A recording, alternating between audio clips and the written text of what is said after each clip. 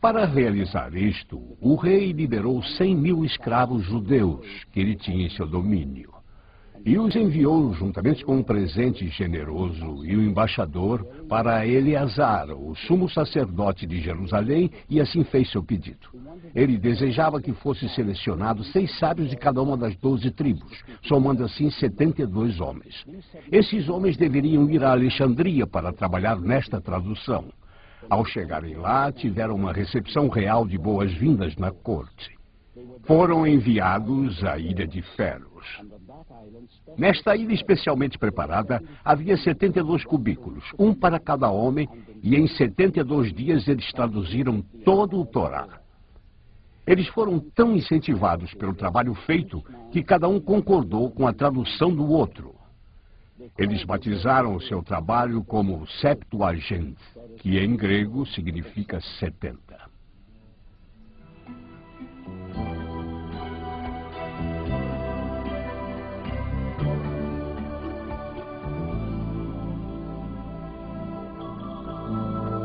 O foco messiânico da Bíblia, 4 a.C. Desde a época do cativeiro babilônico, os judeus vinham vivendo debaixo de uma certa opressão.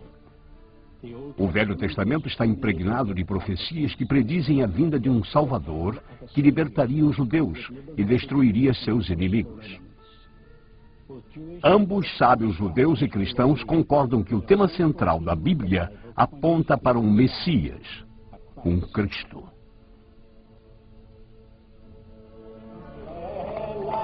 A conclusão, portanto, é que o Velho Testamento é cristocêntrico.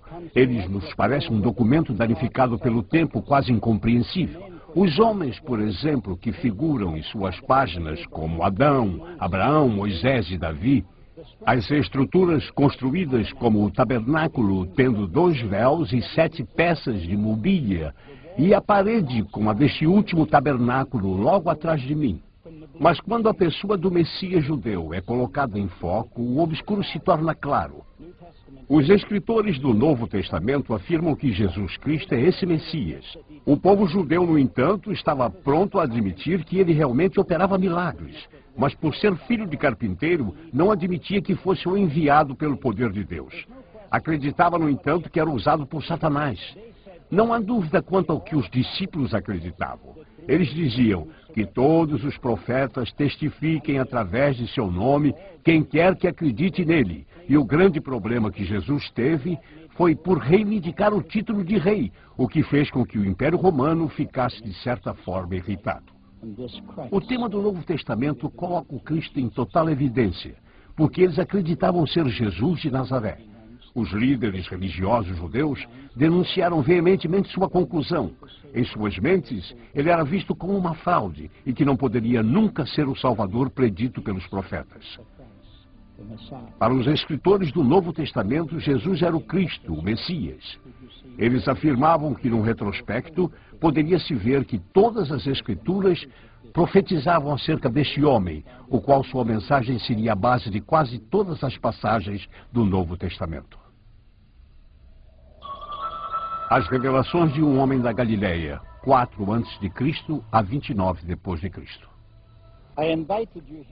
Eu trouxe a esta adormecida cidade de Belém que nos transporta de volta ao livro de Gênesis, por haver milhares de recordações.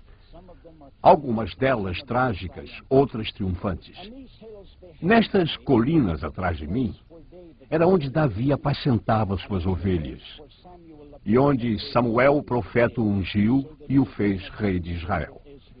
Mas o mais prodigioso acontecimento, de acordo com os cristãos, se deu nesta cidadezinha. Eu sei que ao falar o nome Jesus Cristo, este lhes pareça bem familiar. Mas talvez você se esqueça de que ele verdadeiramente viveu a história. O povo contemporâneo a Jesus o identifica e, sem dúvida, fala da enorme influência que exercia e dos milagres que operava.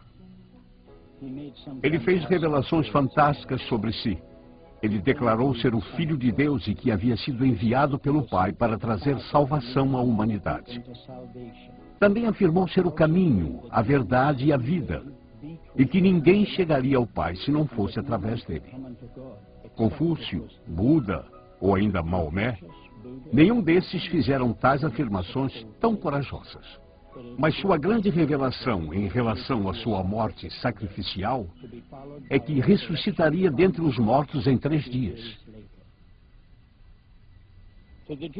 Para os líderes religiosos judeus daquela época, suas declarações eram absurdas, na verdade blasfemas. E então entregaram às autoridades romanas e estas o levaram a um lugar chamado Monte da Caveira, o qual muitos historiadores acreditam ser este local. E numa cruz de madeira o crucificaram. Mas esta rocha não foi o fim da história. Próximo ao Monte da Caveira onde o crucificaram, havia um jardim. E neste jardim havia uma tumba cavada na rocha. E foi neste sepulcro que puseram seu corpo, já sem vida. Muitos historiadores acreditam ser este o local onde tudo aconteceu. Removeram uma grande pedra e a rolaram até a entrada. Fecharam o túmulo e puseram soldados romanos para vigiá-lo. No domingo seguinte, cedo pela manhã, as mulheres vieram embalsamar o corpo. Ao chegar, descobriram que ele já havia sido embalsamado. Os lençóis ainda estavam no lugar, mas o corpo não.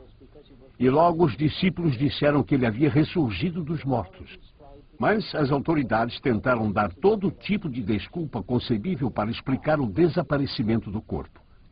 Eles disseram, por exemplo, que os discípulos o haviam roubado, mas nunca explicaram como eles conseguiram fazer tal coisa. E nunca expediram uma ordem para prendê-los. Os soldados disseram: nós adormecemos em serviço, porém ninguém nunca os repreendeu por terem dormido em serviço. E qual o tribunal que aceitaria como testemunha confiável alguém que dormia no momento em que o crime era cometido? Para as autoridades, sua morte foi a conclusão de um capítulo desagradável no calendário de uma nova seita religiosa. Para os escritores do Novo Testamento, a ressurreição de Jesus foi a confirmação definitiva de que ele era o verdadeiro Messias. O apóstolo Paulo escreveu que se Cristo não tivesse ressurgido dentre os mortos, nossa fé seria vã. Sendo fato ou ficção, literalmente transformou os discípulos de homens amedrontados que se escondiam atrás de portas trancadas a líderes dispostos a serem perseguidos e até morrer em nome de sua fé neste homem. A compilação do Novo Testamento, de 0 a.C. a 90 depois de Cristo. Se fôssemos pegar o primeiro século e dividi-lo segundo os fatos verídicos, teríamos 3 divisões. Primeiro seria o período da verdade viva. No tempo em que o mestre dos discípulos estava vivo, e enquanto ele viveu, suas palavras foram importantes. Está registrado, segundo o Dr. Lucas, que escreveu seu evangelho, que ele era poderoso em palavras e atos. Isso significava que suas palavras eram oráculos e seus atos milagres. Quando chegamos ao segundo período, do ano 33 ao 50, seria o período da tradição oral. Eles não se preocuparam em escrever, pois acreditavam que ele voltaria em breve, e escrever era desnecessário. Mas quando se chega à terceira divisão do ano 50-90, então é o período da comunicação escrita. Foi nesta época em que certas condições ocorreram que exigiu-se a escrita de cartas, e estas cartas tornaram-se base do Novo Testamento. O cristianismo crescia em tal proporção que os apóstolos mal conseguiam manter o ritmo, com a rápida expansão. O hábito de escrever cartas se tornou uma ferramenta indispensável para se comunicarem com a igreja que acabava de surgir. Em alguns